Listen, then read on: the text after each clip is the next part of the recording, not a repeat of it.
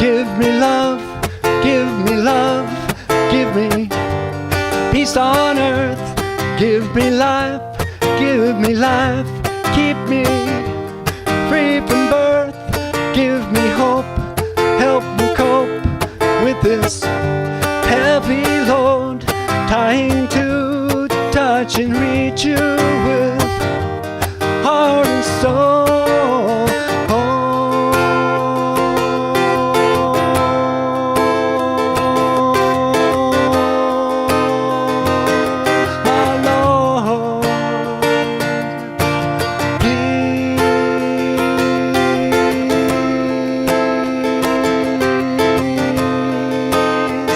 Take hold of my hand, that I might understand you.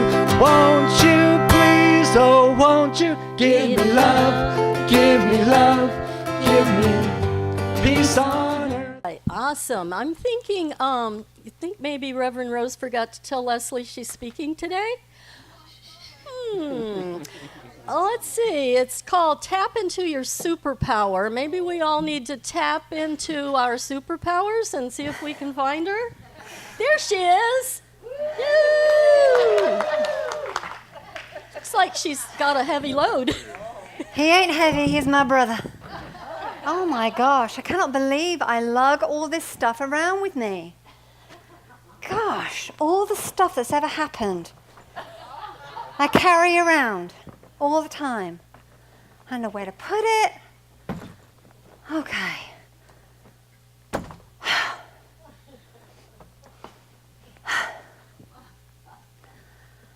Oh my. Have you noticed how we complicate our lives by dragging the past behind us into the simplicity of the present moment? It's hot. Take that bit off. I've lost my tape, John. Yeah, if you can get me a little piece of tape, it'd be great. Thank you.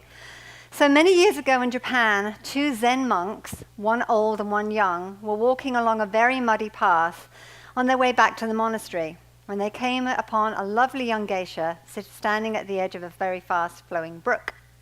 She held up the hem of her expensive kimono, unsure of how to cross. Seeing her predicament, the older monk immediately swept her up into his arms and carried her across the water. Grateful, she put her arms round his neck until he set her gently down on the other side. She thanked him, and the monks continued on their way in silence. But as they approached the monastery gate, the young monk could no longer restrain himself. "How could you carry a beautiful woman in your arms? Such behavior does not seem proper for a priest." The old monk looked at his companion. "I set her down back there. Why are you still carrying her?" It's a good story. You got my tape, honey? Thank you. It's an old trick. Yeah, watch my hair. So, how many layers of stuff, something that undermines family fun, do we carry around with us? How much baggage do we lug and bump around from relationship to relationship, from situation to situation? When am I willing to be willing to be willing? Where's John going? I need him. Don't go away. I need you. When am I willing to be willing to be willing to let go, to take off the self-inflicted fortification of padlocks, safety locks, deadbolts, and the bars of my personal doors and windows to allow all this to go away? John, I need you.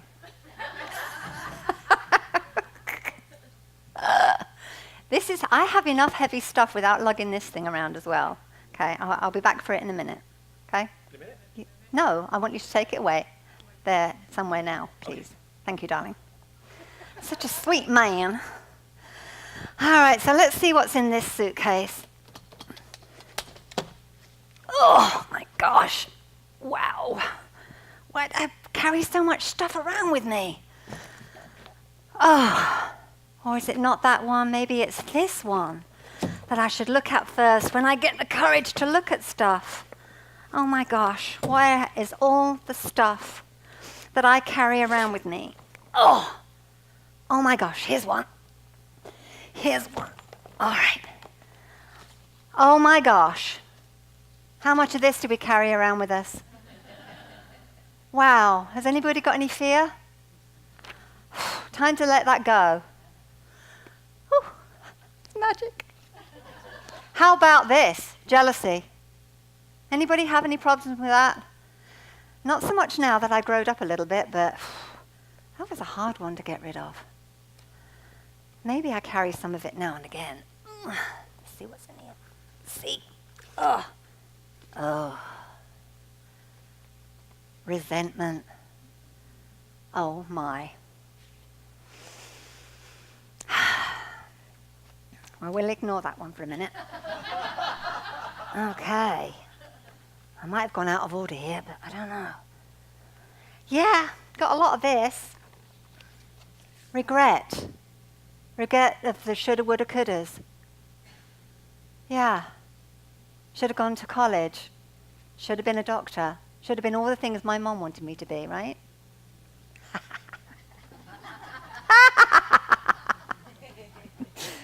You think I'm a superhero. I'm just an old witch, really. Okay. None of us have any of this, right? Because we're unitics. There is no anger in unity. Okay, right. Yeah. Got this one. Do we ever do this? I know I do. I doubted this today. I was up at 3 o'clock in the morning trying to write this thing. Oh, I had some doubt. But I have support, right? Okay. Oh, this one was a big one. Big one. When your parents divorce, when you're very young, what do we get? Abandonment. Abandonment. Yeah, sometimes it comes up and bites me. Especially when I miss my mom and sometimes I miss my dad. Just the essence of what it could have been. Yeah, had this one a lot. I don't suppose any of you have ever had lack of self-worth. Lack of self-worth. Used to be. Ooh.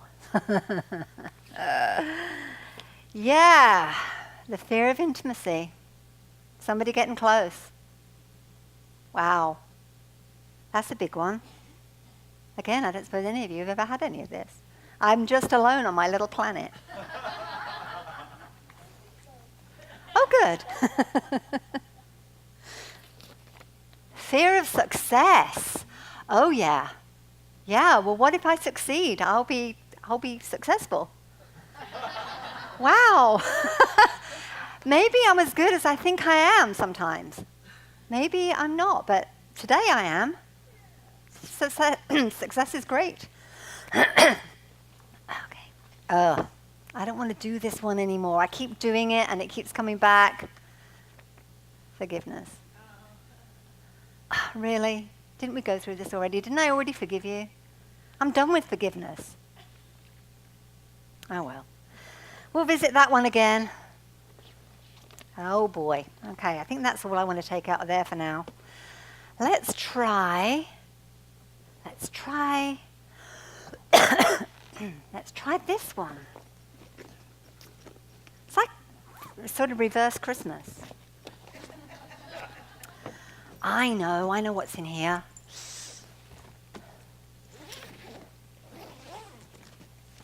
You didn't think we were going to be ready on time, did you? So, let's air our dirty laundry. Isn't it time that we got this dirty laundry out of the way? Oh my.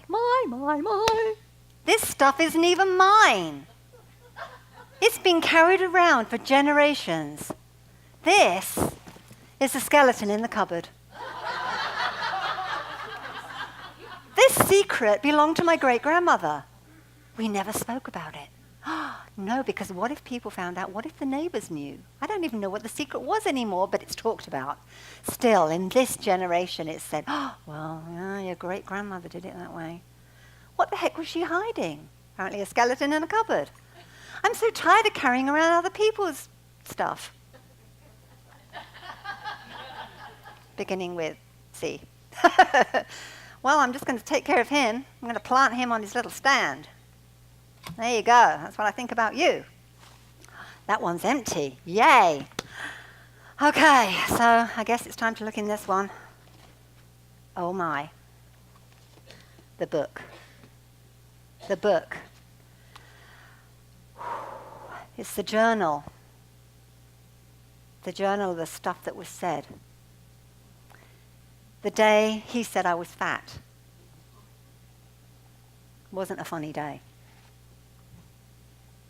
The day she said, you'll never amount to anything. The moment he said, get pregnant and I will push you down the stairs. And you carry that fear. The day they taunted me because I was different. And here's one. June the 17th, 1968. I will never forget this day. I have no idea.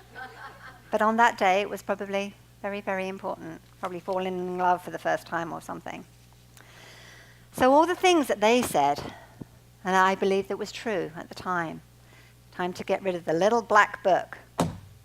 Gone. Or anything else? Oh, the little black bag. Oh my goodness. This box is really hard to open because this holds the day that said I was less than. I was less than they expected. I was less of everything. I wasn't worth the trouble. I just wasn't. So I keep that one secret, and I keep this one close to my heart because there are days when I still feel that way, because that's the programming. That's the programming.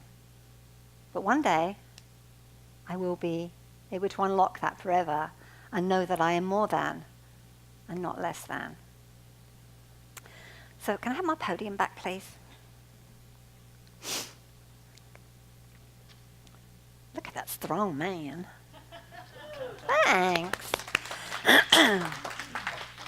So where do I find the courage to discard and burn all of this so that I might be like a phoenix that rises from the ashes, to allow all this to dissipate and then welcome the source of the light, to accept the keys to the kingdom and step out into my shiny, uncluttered power and fly, finally loving yourself, and do it without reserve or judgment. So Beth and I watched a monarch caterpillar weave itself into a pupa a couple of weeks ago. The chrysalis was brilliant green and gold, and it hung on our screen porch. Fast forward a few days, and the butterfly emerged. Amazing how it all fitted into that tiny little thing, and you get this big butterfly. And it unfolded its huge, gorgeous wings. She stayed most of the day clinging to the screen, and she was just stretching and fanning and gaining strength to absorb the new becoming. It's the Easter story from a perspective of a butterfly. The ending of the caterpillar, the return to the darkness of change, and the morphing into the resurrection into true form. And then she fluttered away and embraced her superpower, back to finally loving yourself. So my new character has been percolating for a while. I thought of coming as Wonder Woman, but I'm not tall enough. I love the Bionic Woman because I had a big crush on Lindsay Wagner, but that wasn't me either. And nor was Xena the warrior princess, unfortunately. However, I've had several wonderfully powerful mentors in my journey with prosperity and abundance in all things good.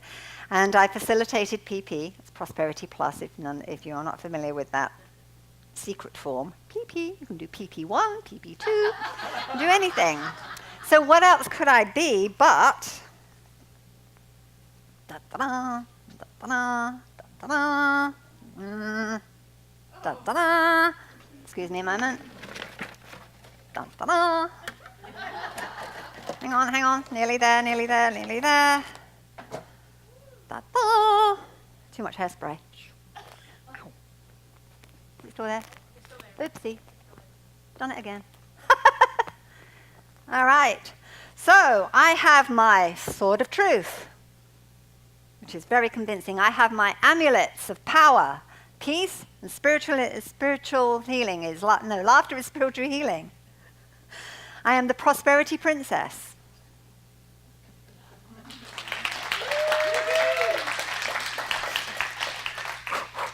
hang on, I've got a sign. Just so you don't forget. Stay there. Shoot. There we go. We're the right way up, right? Okay. Don't ask me where I got that bag. I can't remember. So, if you have had a fundamentally religious upbringing, which none of us have had, you know that there is going to be a day of judgment. The book. With all your sins listed. And then depending on whether you are considered good or bad, you can go to heaven or the other place. Or you may get a chance of redemption and come back to earth as a Dolly Parton trainee angel and star in a Hallmark movie. So, back in the 80s, when I wasn't born, no, really. Back in the 80s, there was a musical called Time. The mistakes of the earth had to be reconciled with the high court of the universe and the supreme being, played by Sir Laurence Olivier. And I know some of you are old enough to remember Sir Laurence Olivier. So I'm going to play a video. It is 4 minutes long, but just listen to what he says. Okay? So take it away, Andrew.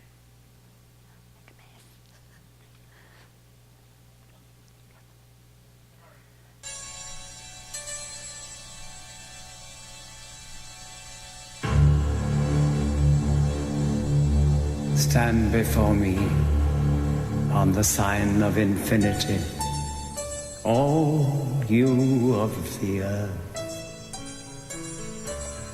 With the granting of the law of provenation comes the application of change.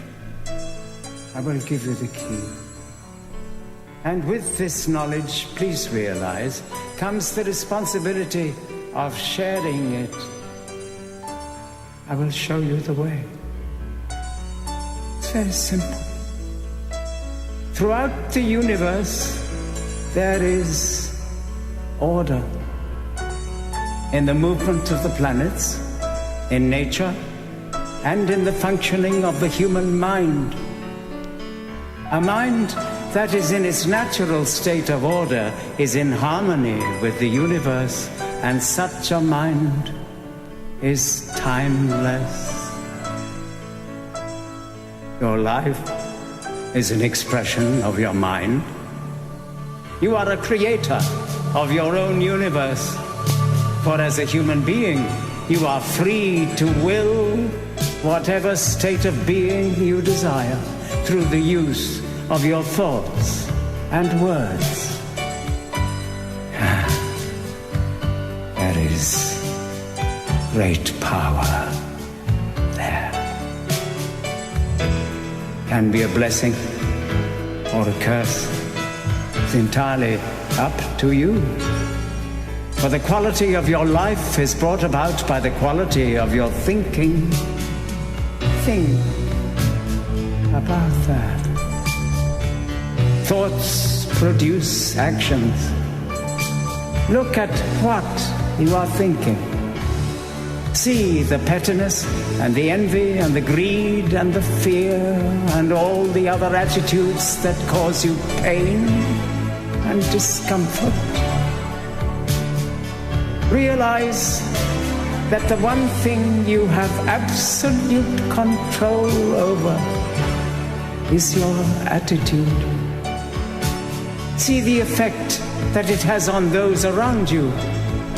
For each life is linked to all life, and your words carry with them chain reactions, like a stone that is thrown into a pond. If your thinking is in order, your words will flow directly from the heart, creating ripples of love. If you truly want to change your world, my friends, you must change your thinking. Reason is your greatest tool. It creates an atmosphere of understanding, which leads to caring, which is love. Choose your words with care. Go forth. with love.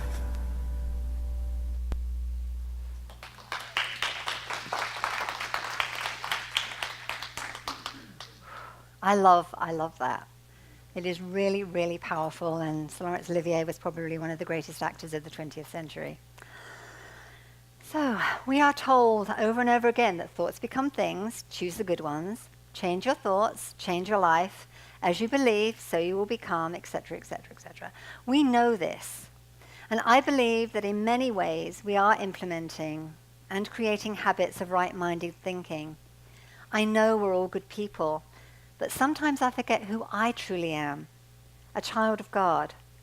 I forget the 4 agreements, and when I see somebody texting as they're driving, and certainly my patience is out of the window if I get a no-show for an appointment, where am I distracting myself with an endless to-do list? Where am I not showing up in my superpowerness? Can you put the 4 agreements up for me, please? So, we know this. Be impeccable with your word. Don't make assumptions. Don't take anything personally. And always do your best. That should be easy, shouldn't it? You just change your thoughts. Yeah. Note it doesn't say perfection required at all times, but we can practice every day, becoming more and more aware of our thought patterns and how we allow them to take us into some crazy places of judgment. Our thoughts have vibration. Say you're sitting in a cafe, drinking your coffee and gazing out the window, and a person walks past, and for some reason the voices in your head, and yes, we all have them, gets into it. They get into an argument with themselves and barrage you with their negative thoughts of everything that is wrong with this person, who, by the way, you have never met and you don't know.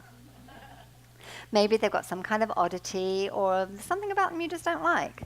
They don't fit into or your perceived normal mold, and subtly your thoughts reach them and they're diminished.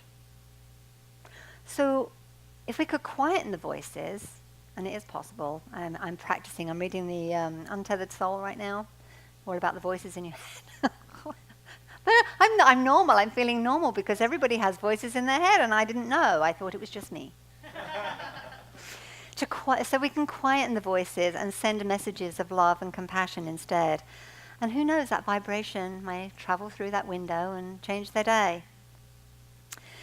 The superpower of imagination, which Albert Einstein reminds us is more important than knowledge, for knowledge is limited, whereas in imagination embraces the entire world. And what a gift imagination is. It can take us to the far reaches of the universe. We can be anything and anyone we choose. And from imagination comes ideas, which can turn into a light bulb, a plane, a computer, a book. Because we have the power to create. Does anybody remember what Star Trek gave us? I'm looking at you, Ron. You know everything about Star Trek. Not. The flip phone, yeah. The iPad, the Bluetooth. Remember your hero? There's Klingons on the starboard bow, starboard bow. I knew you'd know that one. And she'll be doing our special music later. No, so yeah, the Bluetooth, the laptop. I'm still not ready for the Beam Me Up Scotty thing. I'm going to let Ron take that one first. So what about another superpower? Faith. French philosopher Voltaire said, if you have faith, then you have no questions. If you don't have faith, then there are no answers. When I have faith that God certainly does provide, and when I show up in mighty truth, God shows up in ways that I recognize, and the way is evident. It's a bit like the Durr factor. Who knew? To me, faith that is unwavering has to be a superpower. Can you show the keys picture, please?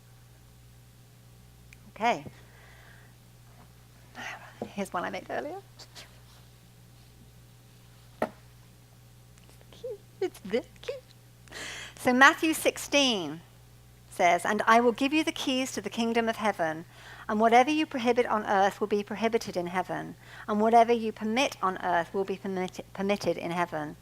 So that verse invites us to stop the chaos. When I am peaceful, my life is less chaotic. When I breathe the sacred breath of God, the one that gave me life and free will, I can choose differently and open the door that has never really been locked, the key to the kingdom. And here are some I made earlier. So can somebody hand out keys? You all get a key. You get a key. You get a key. You get a key. Everybody gets a key. Why do you think I bought the Oprah bag? See? You get a key. No cars, but you can get a key.